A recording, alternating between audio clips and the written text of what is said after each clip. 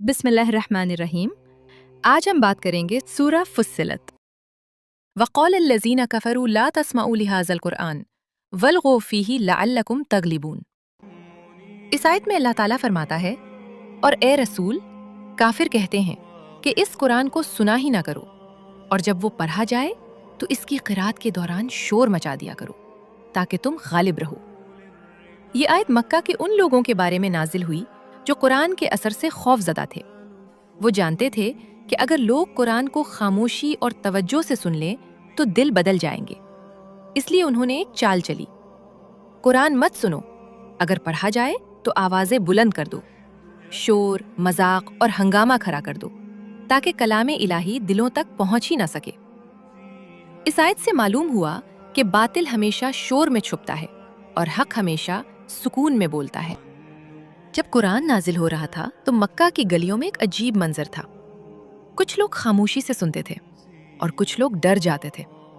डर इस बात का था कि अगर ये कलाम दिलों तक पहुंच गया तो सब कुछ बदल जाएगा। ये लोग कुरान से बहस नहीं करते थे, वो उसकी ताकत जानते थे। वो जानते थे कि कुरान अगर खामोशी में सुन लिया गया तो दिल झुक जाएंगे और सच को मानना पड़ जाएगा। इसीलिए वो शोर मचाते थे, कह कहे, बातें, आवाजें, ताकि एक भी आयत दिल तक ना पहुंच सके। मगर वक्त गुजरता गया, वो शोर खत्म हो गया और कुरान आज भी जिंदा है। आज ना कोई तहका है, ना कोई हंगामा, फिर भी हम कुरान से दूर हैं। क्यों? क्योंकि आज शोर बाहर नहीं, हमारे अंदर है।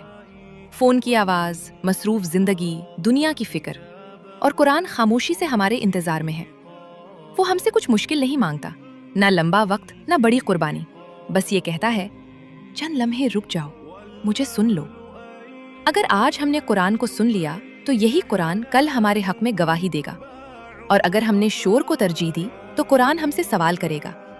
हजरत अब्दुल्ला बिन मसूद रज़ी अल्लाह अन्हु से रिवायत है, जब कुरान पढ़ा जाए तो खामोश रहो और उस पर ध्यान दो ताकि तुम पर रहमत नाजिल हो। सही बुखारी व सही मुस्लिम। कुरान को सुनने के वक्त खामोशी इख्तियार करना जरूरी है। शोर मचाना या गैर मुताल्लिका गुफ्तगू करना कुरान की सुनने की बरकत को कम कर देता है।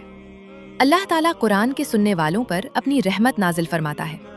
ये हदीस सीधी तरह से हमारे आज के हालात से मुताल्लिक है, क्योंकि मसरूफियत और शोर के बीच कुरान पढ़ना या सुनना आसान नहीं होता, लेकिन सुकून और तवज्जो के साथ सुनना बरकत और हिदायत का सबब है। हजरत अबू मूसा अल अशअरी रज़ी अल्लाह ताला अन्हु से रिवायत है, रसूलुल्लाह सल्लल्लाहु अलैहि व आलिहि वसल्लम ने फरमाया, जिस शख्स के दिल में कुरान नहीं वो उजड़े हुए घर की तरह है।